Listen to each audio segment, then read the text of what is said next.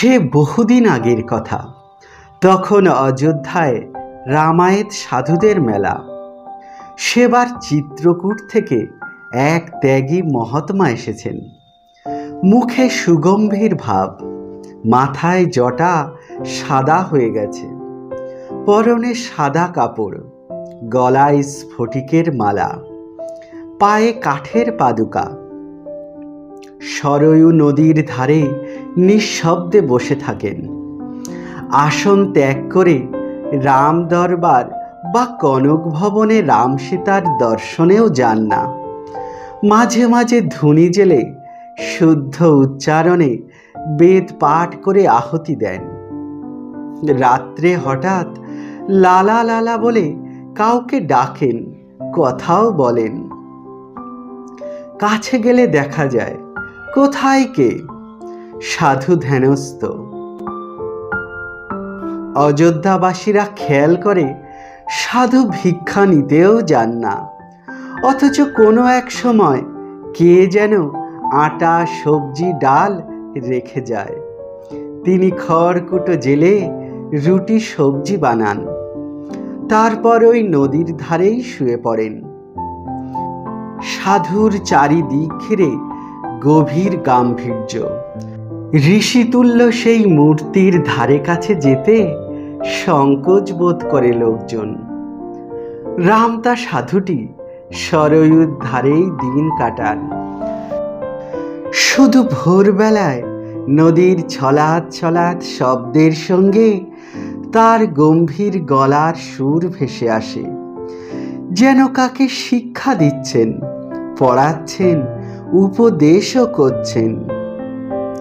এই রহস্যময় সাধুর আচরণ বিচিত্র। রামজির গুণগান করেন না, তুলসীদাসের রামায়ণ পাঠে বিভোরও থাকেন না। শুধু সঙ্গে আছে যোগ বাসিষ্ঠ রামায়ণ। সেইটি পাঠ নয়তো ধ্যান করেন। আপন মনে কাউকে কিছু বোঝান, আলোচনাও করেন। দূর থেকে সেসব স্পষ্ট শোনা যায় না, এবং দ্বিতীয় কোনো ব্যক্তিকেও দেখা যায় না। সাধুকে ঘিরে সাধু সমাজেও অনেক জিজ্ঞাসা জমে। এ কিরকম সাধু, মন্দিরে যান না রামজি সীতামাইকে দর্শন করতে, অথচ তার চেহারায় ব্যক্তিত্বে এমন কিছু আছে যা দেখে মুগ্ধ হতে হয়। এক অপার্থিব প্রশান্তি তার অঙ্গে। অজগর বৃত্তি, আহার নিজেই আসবে। অনেকেই পরীক্ষা করে দেখেছে ভিক্ষা না দিয়ে। আশ্চর্য, ঠিক কখন কে তার ভিক্ষা সংগ্রহ করে রেখে দিয়েছে সেই ব্যক্তিটিকে কেউ দেখতে পায় না। এমনি করেই দিন কাটছে। কত উৎসব হচ্ছে, ভান্ডারা হচ্ছে, কিন্তু ওই সাধুকে আনা যায় না। এমন ব্যক্তিত্ব যে দুবার অনুরোধও করা যায় না। রামায়ণ সাধুরা যখন একসঙ্গে পাঠাদি করেন, তখন ওই মহাত্মার কথা নিয়ে একটু আধটু জল্পনা কল্পনাও চলে। একদিন একজন সাধু বললেন, দেখো ভাই, আমরা তো আমাদের ভাবে সাধনা করি। কেউ রামলালাকে শিশু ভাবি, কেউ বা কিশোর রঘুবীর রূপে চিন্তা করি, কেউ রামচন্দ্র সীতা দেবীকে জগতের পিতামাতা রূপে উপাসনা করি। তাই আমরা কনক ভবনে রাম দরবারে তাদের দর্শন করে আনন্দ পাই। ওই সাধুটি রামায়ণ তো বটেই, কিন্তু ওর সাধনার গভীর কোনো ভাব আছে নিশ্চয়ই, যা আমরা কেউই জানি না। ভাব বিনিময় তো আমরা করতেই পারি। চলো না একদিন সকলে ওই মহাত্মার কাছে যাই। কথাটা সকলেরই মনে লাগলো। সাধুই তো সাধুর ভাব বুঝবে বা বুঝবার চেষ্টা করবে। শেষ পর্যন্ত বেশ কয়েকজন মিলে সরয়ূতে স্নান ও জপাদি সেরে ওই মহাত্মার কাছে চললেন। দেখলেন ওই প্রশান্ত ছবি ঋষির প্রসন্ন মুখে কৌতুকের হাসি, যেন সবই জানেন। সাধুদের আপ্যায়ন করে বসতে বললেন। হাত জোড় করে জিজ্ঞাসা করলেন, আমি মহাত্মাদের কি সেবা করতে পারি? সাধুরা প্রস্তুত হয়েই এসেছিলেন। একজন বললেন, মহারাজ, আপনি অযোধ্যার কোনো মন্দিরেই যান না, এই সরয়ূর তীরেই আসন করে দিবারাত্র কাটান। তাই শ্রী রামচন্দ্রকে আপনি কিভাবে ভজনা করেন সেটি জানবার ইচ্ছা নিয়েই এসেছি। মহাত্মার গম্ভীর মুখে হাসির আলো ছড়িয়ে পড়ে। বললেন, ও এই সমস্যা? দেখো, সকলেই নিজের মনের মতো করে এক একটি ভাব নিয়ে সাধনার জগতে অগ্রসর হয়, সেইটিকে ধরে জীবন কাটায়।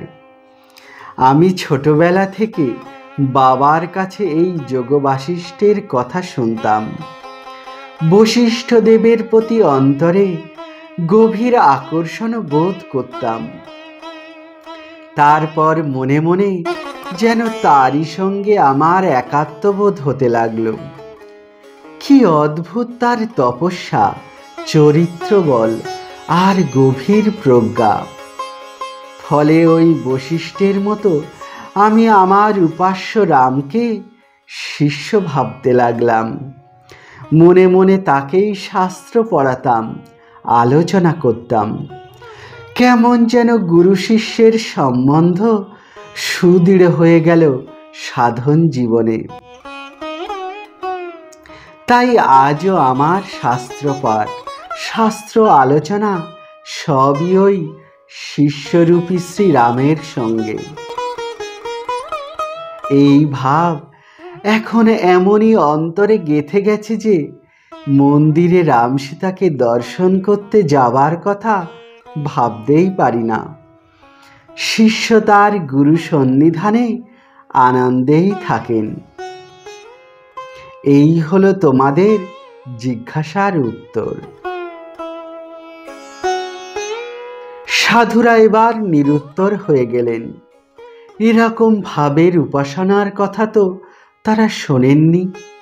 এবার তারা সাধুকে মন্দিরে যাওয়ার জন্য নানাভাবে অনুরোধ করতে লাগলেন।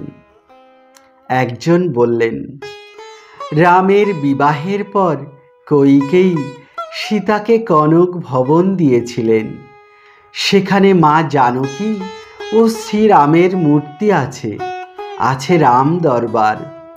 শুধু একদিন চলুন, আমাদের সঙ্গে দর্শন করবেন। মহাত্মা ইতস্তত করে বললেন, দেখো, আমাকে হঠাৎ দেখলে সীতামাই লজ্জা পাবেন, রামও উঠে দাঁড়াবেন। আমার যাওয়া হয়তো ঠিক হবে না। কিন্তু সাধুরা নাছোড়, তারা মহাত্মাকে নিয়ে চললেন।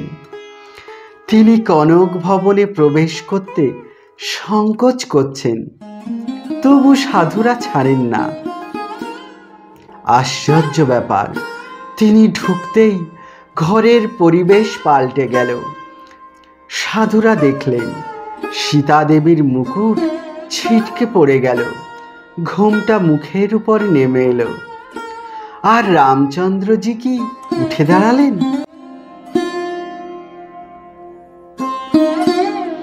মহাত্মা প্রায় সঙ্গে সঙ্গেই বেরিয়ে চলে গেলেন। রামায়ণ সাধুরা বুঝলেন ভাবের বিরুদ্ধে তারা ওই সাধুকে আনাতে তাদেরই সামনে ইষ্টদেব ও ইষ্টদেবী বুঝিয়ে দিলেন কাজটা ঠিক হয়নি। তারা ফিরে চললেন সরয়ূর তীরে ক্ষমা প্রার্থনা করতে। কিন্তু কোথায় সেই রামতা সাধু? তিনি বোধহয় চিত্রকূটের পথে এগিয়ে চলেছেন নিভৃত কোনো গুহার সন্ধানে। যেখানে তিনি তার রঘুবীরকে শাস্ত্র পড়াবেন, তার সঙ্গে শাস্ত্রের গভীর আলোচনায় ডুব দেবেন। জয় নিতাই।